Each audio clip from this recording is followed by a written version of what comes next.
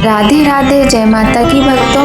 आप सभी का स्वागत करती हूँ स्पिरिचुअल ज्ञान साधना में और आप सभी से अनुरोध करती हूँ कि स्पिरिचुअल ज्ञान साधना को सब्सक्राइब कर लीजिए और बेल आइकन को प्रेस कर दीजिए ताकि आपको नई नई वीडियोस का नोटिफिकेशन। जय माता की राधे राधे भक्तों, कैसे हैं आप सभी लोग। आशा करते हैं आप सभी लोग बहुत अच्छे होंगे। बताने के लिए कमेंट में हमेशा की तरह जय माता की राधे राधे अवश्य ही लिखेगा।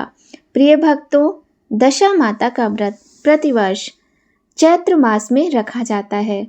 इस वर्ष 2025 में यह व्रत कब है, कब किया जाएगा, 10 दिनों तक इस व्रत का विधान शास्त्रों में बताया गया है। और इस दिन महिलाएं, इन 10 दिनों में महिलाएं अपने घर की दशा सुधारने के लिए माता रानी का व्रत करती हैं। तो आइए भक्तों, जान लेते हैं इस व्रत की सही डेट क्या है, पूजा का मुहूर्त क्या है और पूजा विधि क्या है। सनातन धर्म में दशा माता की पूजा का विशेष महत्व माना जाता है। यह व्रत महिलाएं परिवार की सुख समृद्धि के लिए करती हैं। कहते हैं इस व्रत को करने से जीवन की सभी परेशानियां दूर हो जाती हैं। इस दिन व्रत रखने वाली महिलाएं गले में एक खास तरह का डोरा पहनती हैं, जिससे उनके घर परिवार में सदैव सुख समृद्धि बनी रहती है। इस दिन कई जगहों पर झाड़ू खरीदने की भी परंपरा होती है। आइए जान लेते हैं कि इस साल दशा माता की पूजा कब की जाएगी। दशा माता का व्रत वर्ष 2025 में 24 मार्च दिन सोमवार को रखा जाएगा, जो कि कल है। कल 24 मार्च और सोमवार का दिन है। यह व्रत पूरे 10 दिनों तक चलता है। इसका प्रारंभ चैत्र कृष्ण पक्ष की प्रतिपदा से होता है और समाप्ति चैत्र कृष्ण पक्ष की दशमी तिथि को होती है। इस व्रत का मुख्य दिन दशमी तिथि का ही होता है। तो प्रिय भक्तों, यह व्रत 15 मार्च से प्रारंभ हुआ था और 15 मार्च के बाद 24 मार्च को इस व्रत का अंतिम दिन है। इस दिन सौभाग्यवती महिलाएं कच्चे सूत का 10 तार का डोरा बनाकर उसमें 10 गांठें लगाती हैं, फिर उसे हल्दी से रंगती हैं। इसके बाद पीपल वृक्ष की प्रदक्षिणा करते हुए उसकी पूजा करती हैं। पूजा के बाद वृक्ष के नीचे बैठकर ही नल दमयंती की कथा सुनी जाती है। इसके बाद महिलाएं अपने परिवार के सुख समृद्धि की कामना करते हुए डोरा गले में बांध लेती हैं। पूजा संपन्न करने के बाद महिलाएं घर आकर द्वार के दोनों तरफ हल्दी कुमकुम के छापे लगाती हैं। इस दिन के व्रत में नमक का सेवन नहीं किया जाता है। ये व्रत महिलाएं घर की खराब दशा को सुधारने के लिए करती हैं। कहते हैं इस व्रत को करने से धन संबंधी सभी समस्याएं दूर हो जाती हैं। प्रिय भक्तों, घर की दशाओं को सुधारने वाला दशा माता का अति सुंदर व्रत, इसकी जानकारी आज की वीडियो में हमने आपको दी। यदि आप भी इस व्रत को करते हैं तो कमेंट करके ज़रूर बताइएगा। दशा माता को माँ लक्ष्मी का ही स्वरूप माना जाता है।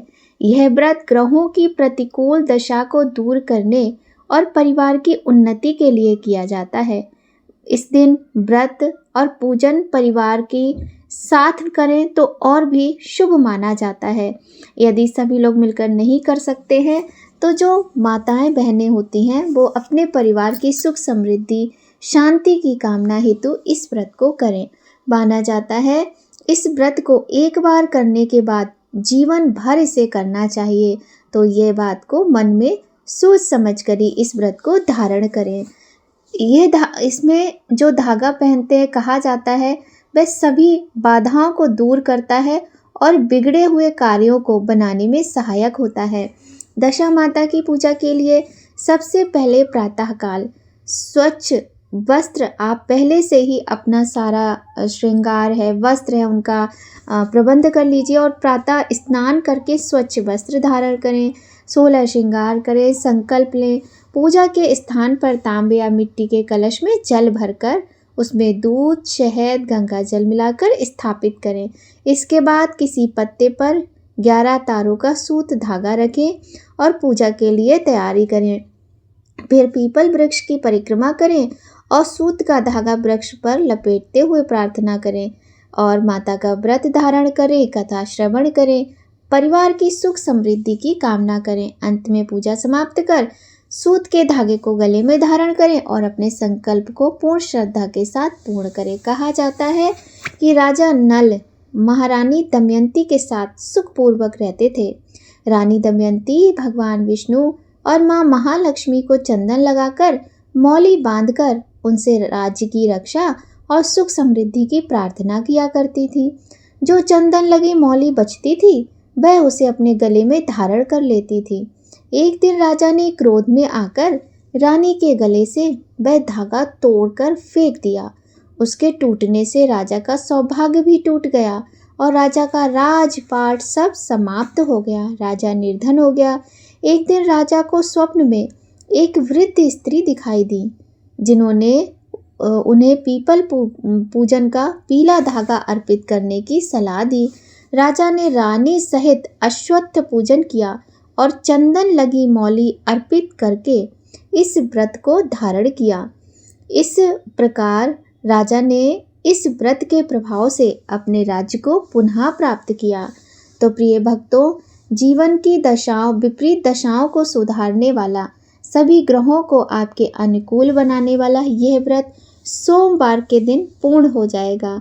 यदि आप भी इस व्रत को करते हैं तो आप सभी लोगों को इस व्रत की हार्दिक शुभकामनाएं, और जो नहीं करते हैं उन्हें भी ढेरों शुभकामनाएं।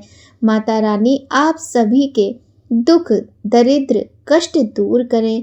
आप सभी की सभी दिशाएं सभी दशाएं शुभ कुशल और मंगलमय हो। आपके घरों में सुख समृद्धि धन धान्य की कभी कोई कमी ना रहे।